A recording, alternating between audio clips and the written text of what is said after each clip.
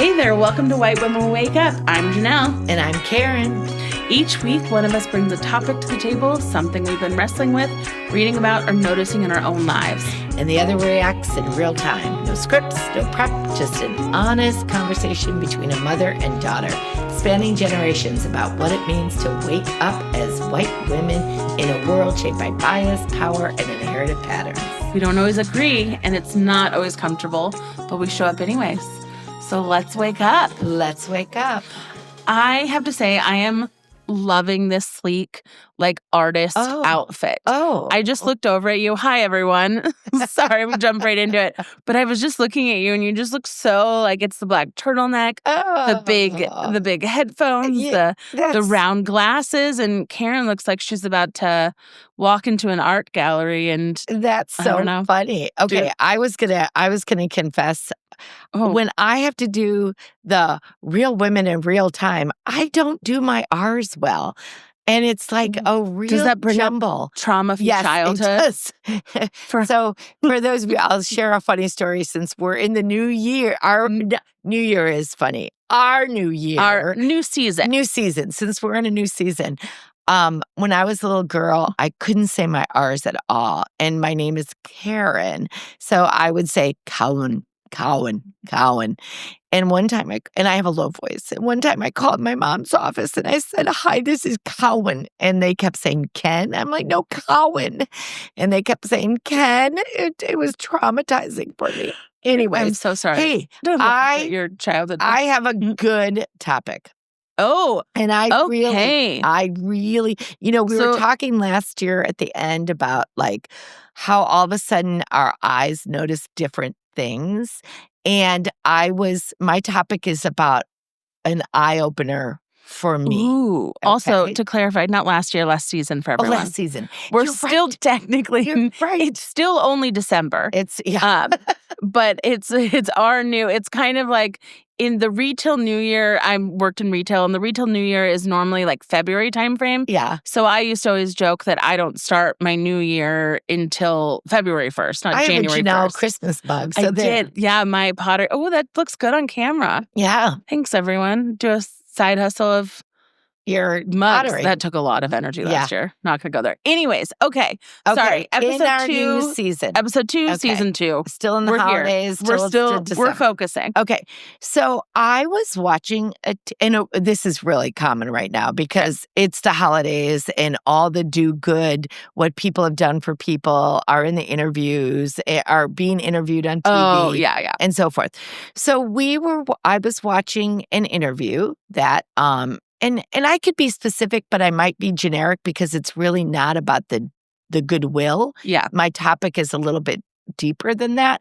But I was watching a TV interview with this newscaster, and they were interviewing a white gentleman. And this gentleman and his white wife, these people had used their retirement monies to help create an entrepreneurship program. Okay. And this entrepreneurship program was primarily for underserved persons. So people that might have experienced incarceration, people that maybe were living in poverty. Yeah. So what they did was beautiful. I mean, it was really goodwill. It was wonderful. It is wonderful. There's nothing wrong with what they did. And we don't. So this topic, why it's nuances, because if I just bring the topic up, people are being like, can't you just be happy that these people are doing good? Yeah. Okay. Get to the juicy part. So I get to the juicy part. So I was watching this interview and I'm thinking about this couple, this white couple, and what they've done to help the people. And the entire time I kept thinking about the white savior complex. Yeah. And I kept thinking, wait a second, this is not a complete story. And what I mean by that is, how do the people get into the position of being in the margins? Yeah. How did people get into the position of incarceration? And even the language around the interview for the poor person who had been in prison was this language like, I made wrong choices, I did wrong things. And I thought, I love the idea of telling a goodwill story. Yeah. But I feel like as someone unraveling this conversation, yes, we need to do more to tell the stories of how someone got to this place. Yes. So one of the metaphors I kept, so you'll laugh. So the systems that are against the people. the systems that are against people. But So before you continue, can I tell you something? Yeah. It didn't happen in season 1, but it finally happened. This was the topic I was going to bring up for my episode next week. No. Yes. Ladies and gentlemen, every single week, Karen is always so excited about her topic and is always like, oh gosh, I hope we don't have the same one. And I'm always like, there's no way. There's so many topics. There's no way we have a different one. We finally did it. Okay. The white this. So anyway, I have some context to bring to the table. Actually, though, mine isn't necessarily, we don't need to use the language of white savior. But what I really want to do is so in the context, I kept thinking about what metaphor. And the metaphor is we love the stories. Yeah. So to me, it's more about telling the stories. We love the stories of how we help people get out of the hole. Yeah. We put down the ladder. We help them get out of the hole. But we don't talk enough about how we dug the hole to begin with. And so one of the things that I wanted to talk about. But that is white savior. It is white savior. I mean, that's the thing. It's the essence of it. It is. Yeah. And so where my angle was going to be, and then we can kind of tether these together, is the whole concept around, especially this time of year, I'm watching a lot of like angel tree videos on TikTok and people. Yeah. And there's so many great, generous people out there. And so I really want to focus on them. But there's always the couple people who are doing it for show, to increase TikTok views. And then there was one creator this year who didn't get anything on the child's list and used the terms, they should just be grateful they're getting something. Yeah. And that's where I was kind of going to go around this conversation of the entitlement that we have as givers. Well, we had a lot of those conversations about the SNAP benefits, right? We should, fine if we're going to give it as a country, give the money for SNAP benefits as long as it goes to this. But wait, because one of the things that I didn't want this topic, what concerns me about this topic, and I'm not sure how to work this through with you and I, because maybe we could help our listeners, is we do in my white community, I often get in conversations with other people about the goodwill that they've done. Yeah. And I don't want to dismiss that. I don't want to project this. I don't want to dismiss that goodwill. But what I want to do is tell the full story. So one of the questions I want to ask you. But I have a great example of this. But okay, ask me a question. So one of the example, because then I started thinking about you, and you're starting to help at this youth shelter. We are in sync today. This was going to be my example. So you're helping at this youth shelter, and I did notice one of the things that you've talked a little bit about the recipes, you've talked a little bit about what you're making, but a lot of our conversation has been on the lives of your clients, of lives of how did they get to the places they were getting to? What happened in our systemic oppression that allowed for this situation? So talk to me about your experience a little bit. And that's exactly the example that I was going to use. We've talked. Sorry. No. I think it's so amazing how in sync we are on this topic. And I think it's because it means something so much during the holidays too, when it's such a time of giving. Because we don't want to dismiss giving. But you want giving to come from a space of generosity, not a space of holiness. I'm gonna wrap that up with admiration. But this is where it goes back to. So honestly, the reason I started to really focus the conversations outside of the fact that I love the clients that I help serve, and they are amazing, amazing they're teens up to like 24. So mostly like 16 to 20 is most of the age range. And so I do love them, and that's why I want to celebrate them. But where this really started was when I was talking to people about how much I loved what I was doing. I always got the response, "Oh my gosh, you're such an amazing person. You're so great for doing that. You're so," and it made me so incredibly uncomfortable because that's not why I'm telling people. It's not for the praise. Like I genuinely enjoy doing and being with these people. And so that's where I started turning it around to have these conversations because I was uncomfortable with everyone's praise of me because that was not the intent. And then I had to tether out my own head. Like, what is the difference between I get so much joy out of this but still doing it from a place of giving? Does that make sense? And so I'm like, I don't want to feel praised by people and to kind of take on that because I don't want to get confused with my genuine joy for it. But anyway, so I love that I'll get back to you. But so what I've been really doing is intentionally taking the time to tell these client stories so people see the systematic issues that we have. And so I think so often people see street youth or people on the street and they assume that they are a detriment to society, that or didn't get along with their family and they needed to leave, or they were doing drugs. Whatever, exactly. That they were just not great. They've made bad choices. Well, it goes back to one of the things that was really interesting that I learned last season that I'm bringing into this season is how much we create the individualism, right? Yes. Us as a white culture, we love individualism. Yeah. And so it goes back to the individual made the wrong choices. Yes. The individual not looking did at these how things. we shaped the system as a whole. Yeah. So a great example is working with these. And to be honest, I even before working with them knew they were going to be great people, but I also kind of assumed that maybe some of them would have some issues. And, and majority of honestly, most of these kids have a job. Most of these kids are going to school.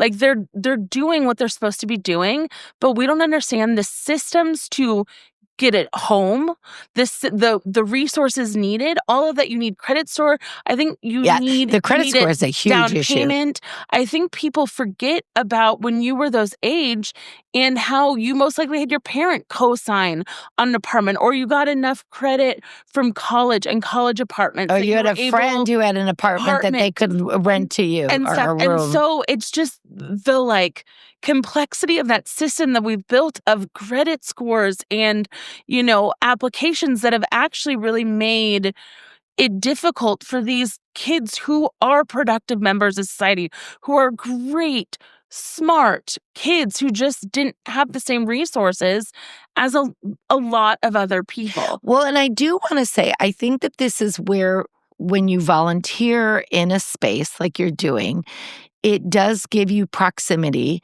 to a person that's living through systematic injustice. And that proximity does help us learn the story. Yeah. Okay. It humanizes people. It does. Go on. Sorry. Keep going. I saw this and it made me think about one thing I also love about the organization that I work for, which goes back to the idea of people, a lot of times when people volunteer, they're like, they should just be grateful for what they get. Is they've really built a system with this teens, and anyone who has teens or has dealt with teens know every teenager, though these kids are different, they're also still teens at heart. They'll tell you the type of food they like, they don't like, all of this kind of stuff. And so I've actually loved that there's this open dialogue of that, hey, can you guys get me this next time or this? And it's so funny because at first, again, it's really someone made fun of the syrup that I bought. I make pancakes every week. And they're like, this is trash. This is high fructose corn syrup. You can't get us the organic stuff. And I'm here sitting thinking to myself, I'm in between jobs. I'm like, the organic stuff is expensive. Yeah. But I also loved and appreciated that. I'm not going to shame them for that. They're right. That's what they want. Yeah. They don't want crap. Their Yeah. body is just as important as my body. And I wouldn't necessarily buy the Kroger-based stuff. And so it's just a good, humanizing people. It's okay that they're human and that they have and it's respecting. And so it is respecting. And so sorry, okay, this is because one more. I want to go back to this. Yeah, because you're going to be shocked with some of the stats that I found. Oh my God. So added story about humanizing. I saw this great story the other day about how a prison, and I don't remember where the prison is located, is doing an experiment where they do a father-daughter dance. Because they're trying to humanize bring families and into bring family in. And they did this beautiful dance with the girls, and they were dressed up. And the reality is, they're humanizing this connection of these people. Some of them may have made mistakes. Some of them may, as we know, be falsely incarcerated. Whatever it is, they're still human. Yeah. And they have families, and so it's such a beautiful. Yeah. And I wish I could find. I'll see if I can find pictures and post them. And plus, it keeps family relationships going. Well, when people and it are also in prison. normalizes these things for the girls to have a father-daughter dance, and it's the beauty of when we humanize everyone around us, as we should. Okay, yes, go on. So maybe season 2 is Jonelle derailing my conversation. I think it is. Yeah. Karen's got I did it all for season 1. Karen's got a lot of feedback on season 1 that she needs a clock. So one of the things that I think that I would love to impart on our white viewers, our white listeners, is I don't want you to stop giving. No. I want to keep giving. And obviously telling the story of what you're doing, like you're working in this youth shelter, of telling the story about what this couple is doing is really beautiful, because part of their giving is bypassing the credit scores, like you're saying, these things. But what I want to do is start discussing the full story. Yeah. So to me, the full story is the backstory. So if we talk about, let me use that metaphor of digging the hole again. Okay. So if we talk about, we're going to help someone get out of that hole, put the ladder in, do whatever, use our resources. I want us to talk about what put them in the hole to begin with. Yes. And part of the thing that I think, it's my perspective as a white person, I haven't interrogated my own understandings of policies, my own understandings of the systems that oppress. So one system that we know that does oppress is the prison system. So the prison system, for example, in 43 to 48 states, they charge persons to actually be in prison. Yeah. And they range, the average is either from $13 a day to $60 a day. So this person is imprisoned, and this person starts racking up a bill. They leave with They have no opportunity to pay the bill, or if they can pay it while they're in prison, they're only making like $1 an hour. It's really low. It's beyond minimum wage. So now we've already indebted someone, right? So we've put them again in the hole, right? I guess Connecticut, one of the things Connecticut does is they don't start billing them until they've actually been charged. So you get billed when you actually get when you enter prison, when you enter your choice for rent, and you get so that's one thing, right? Can I ask, what are the 2 states that don't do it? Can Washington hopefully? I don't know. That's true. At 43 to 48, you're right. That means only 2 states don't do it. I don't know. I didn't find the 2 that do it. But anyways, it's Vermont and Oregon. So I started going down this rabbit hole of like, what are the holes that we dig? And we know that the holes that we dig are poverty, houselessness, healthcare, food insecurities, education. All of these things are the social justice issues. Healthcare? Healthcare, I put that in there. Oh, sorry. So I started thinking about this very nice white couple that was being interviewed on TV. And the first thing that popped in my head are, what policies do they advocate? Where do they vote? Who are the people are they voting for people that care about tax relief so they can make more monies, or are they voting for people that care about equities and stuff? Yeah. Found a couple organizations, and this is interesting. This is really interesting. So there's one organization, I got to go back to my notes here. One is called America for Prosperity. Okay. And obviously, even by their title, America for Prosperity, they put in over $138 million approximately a year towards campaign funding to fund tax relief ads and issues. Okay, because they're not what tax. Does that mean? So in other words, I'm a rich person and I don't want to pay taxes. Yeah. So I'm going to advertise for this incumbent to try to get get them into Congress, so that I then don't have to pay taxes. Okay. Then on the flip side, there's a group called Patriotic Millionaires. No. They're really great. They are desiring to tax the rich to spread their money. They are millionaires that are patriotic millionaires. They're trying to but they're going at it differently. Yeah. In that they're trying to have you and I as grassroots efforts to vote for people, our politicians that will tax the rich, but they don't necessarily buy ads. Okay, so here's step back. So this couple donates to both. No, this couple is. I don't know who this couple is. Oh, sorry, I don't know. I thought you were talking about who this couple's affiliate. I don't know. As I was looking at this, as I was looking at this TV interview, I wondered, they're doing all this wonderful work, but what are they doing for social advocacy? Got it. In the way in which they vote.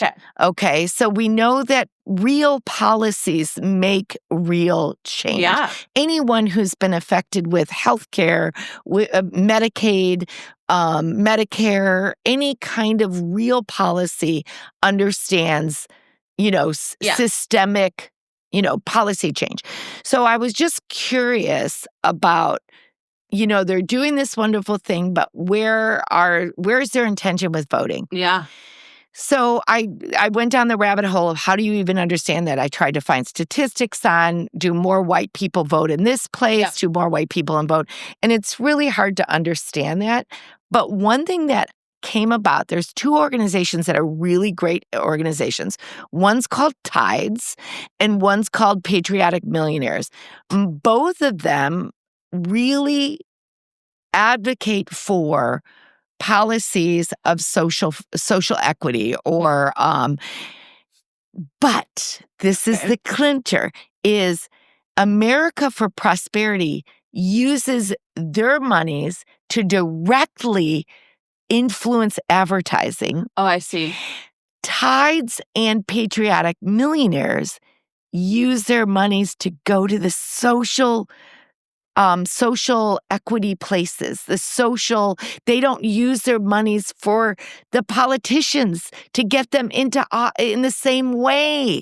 But, do you think that's just a marketing strategy? I think. Well, but this is the problem. But the people who watch ads are older and tend to vote more conservatively. No. That would have been an interesting way to look at that. Yeah. So, okay. So I think they're targeting towards the people who would vote in the people that they want. This is because one of the things that really saddened me was like the people, the Prosperity, America for Prosperity is spending so much time, so much money in advertising that it's weighing out all your ads that you see. I don't see for tax relief. I don't see any of those ads. Yeah. So is it? That's what I'm saying. My generation doesn't see ads anymore. We don't see the same. We don't watch TV. You still watch Hulu live. Like, even though you're on Hulu, it's live TV. I never watch live TV. So you still see those ads. I literally, the last time I saw those ads was watching a football game with Dad. Other than that, I don't get any of those ads.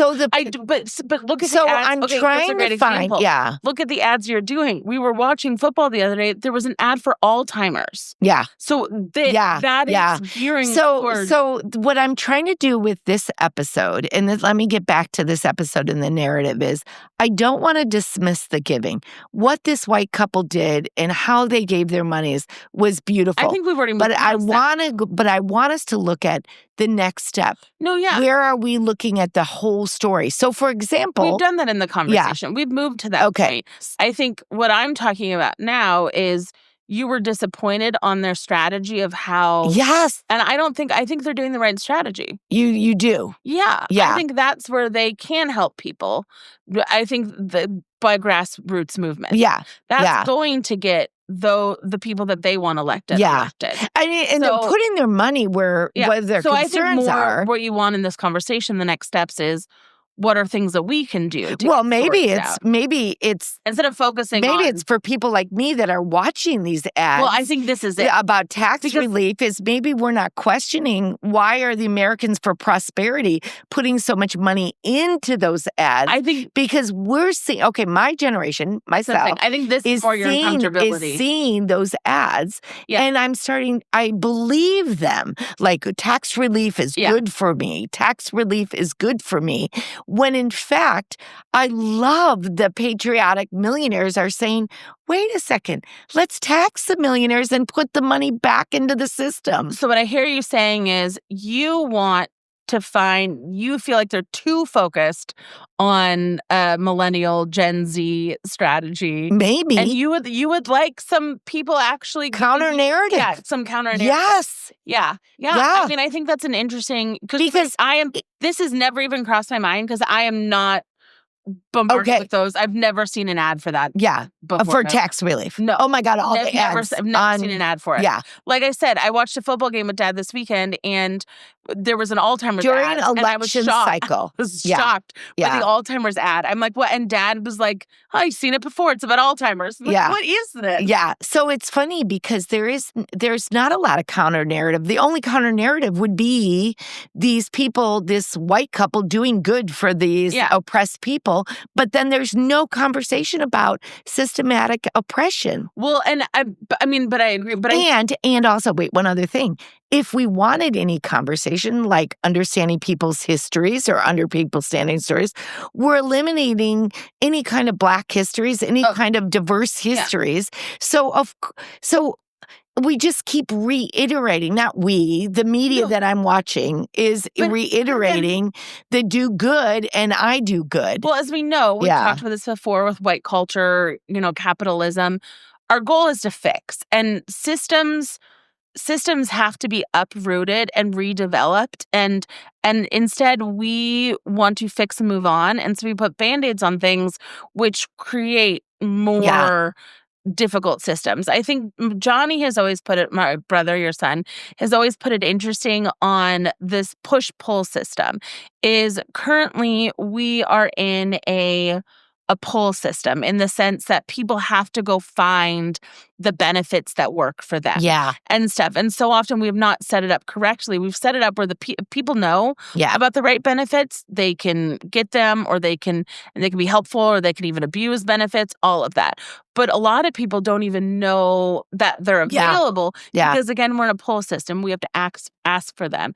And the reality isn't that a great conversation? Why don't we even interrogate all of our systems to have this kind of easy accessibility? Systematically, things should be more of a push system where everyone receives something and then you can opt out of it. Yeah. So more around a little bit like what healthcare was trying to be. Of everyone gets healthcare, but you can opt out and do these that, balance it like that. But he puts it together much more articulately. But it's always an interesting concept to me, the push versus pull system of why are we not giving our people giving our citizens stuff and offering it, and then as opposed to them having to find it. It's even silly like our tax system. Yeah. We actually have to figure out the right number of our taxes. Oh. Most countries, they just give you a bill. You don't have to figure it out at the end of the year. So again, it's sorry. Yeah, no, I know we need to wrap up. So one of the things I want us to do is especially in this season of giving, I don't want us to be negative about people that do use their income to give, because that is still positive. Yeah. But I want us to think about the full stories. Yeah. Why are these people in oppression? What are the systematic oppressors in our society that are putting people in the hole to begin with? And are there different things that you can spend your time or money on to support the larger system change? Yes. Versus the immediate and maybe needs. Reconsider the way that we vote or the politicians that we end up choosing, so that they're really focusing on how do we help one another. Didn't we just end the season with talking about how we were so proud we're not a political But I think that's bipartisan. I think that's looking at the politician that is really interested and engaged in lifting people up rather than keeping people down. Totally. Yeah. I completely agree with you. I think, and again, this time of year of giving is up, but I also know we've been moving into a more stagnant economy. People are losing jobs. And so if you can't give with your money, I think giving with your time does help systematically change things. And maybe this is the other way I'd like people to think about it. As we're hearing these stories and as we're sharing these stories across the dinner table during the holidays, I would like us to think, instead of thinking it's the individual that got them in that position, can we think about what were the obstacles in their entire life that could have put them in that position? Was it lack of education? Was it lack of health care? Well, what are all of those systems, instead of the individual's wrong choices and shaming the individual, can we look at it differently? Well, it's like that. I know we're running out of time, but it's like that great exercise. If anyone's ever been in like a diversity facilitation, where they'll talk about everyone will start at the same line and then different questions are asked. Like, were you raised with two parents? Like, if so, step forward two places. Did you live in a house that your family owned? And so it's all of these to give a visual picture of, like, you might think that we start at the same line, but these different factors of resources pay into, like, did your parents go to college? And, they play a factor into your resources later on in life and how you develop and can unfold your life. And some people, unfortunately, are set back farther than others. And it's much harder because of the systems put in place for them to get back to those same level playing fields if they ever make it there. So, that's a great. Sorry, I stole your topic. No, I mean, now I'm going to have to. That's okay. I have a week to come up with a new one. Thank you. Thanks for joining us on White Women Wake Up. We hope today's conversation sparks something in you, whether it's reflection, a new question, deeper commitment to showing up with empathy and accountability. If you found this episode meaningful, subscribe, leave a review, and share it with someone who needs to hear it. You can also connect with us on YouTube, Instagram, TikTok, Substack, or whitewomenwakeup.com. We'd love to hear from you in season 2, your thoughts, and keep the conversation going. Until next time, stay curious, be open, and let's keep waking up together. Thank you. Bye. Hello. You look like a spy or like a ski bunny. Yeah. Well, you can tell we are in the dark parts of the holidays. I know. This is just dark times.